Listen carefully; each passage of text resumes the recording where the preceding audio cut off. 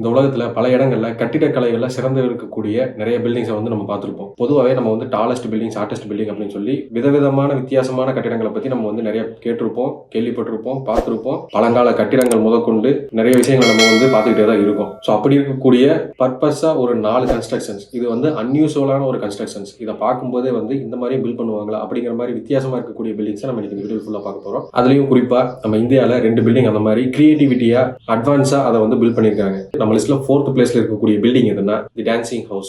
என்னப்பா ஒரு பில்டிங் வந்து டான்சிங் ஹவுஸ் பேர் வச்சிருக்காங்கன்னா அந்த பில்டிங் எப்படி இருக்கும், டான்ஸ் ஆடுற மாதிரி இருக்கும் அப்படின்னு கேட்டீங்கன்னா எஸ், அப்படித்தான் இருக்கு. இந்த பில்டிங்கோட கன்ஸ்ட்ரக்ஷன் என்ட்ரன்ஸ் அந்த மாதிரி தான் டிசைன் பண்ணியிருக்காங்க. சேக் ரிப்பப்ளிக்ல இருக்கிற பிரசாவில் தான் வந்து இந்த டான்சிங் ஹவுஸை வந்து கன்ஸ்ட்ரக்ட் பண்ணியிருக்காங்க. இப்போ நம்ம லிஸ்ட்ல 3rd பிளேஸ் இருக்கக்கூடிய பில்டிங் எதுனா தி அட்டோமியம். இந்த கன்ஸ்ட்ரக்ஷன் வந்து பார்க்கறதுக்கே ரொம்ப வித்தியாசமா இருக்கும். இது வித்தியாசமா இருக்கிற காரணம் என்னன்னா யூசுவலா எல்லா பில்டிங் இருக்கிற மாதிரி இது இருக்கிறது இல்லை. அதுதான் இதோட ஸ்பெஷலே.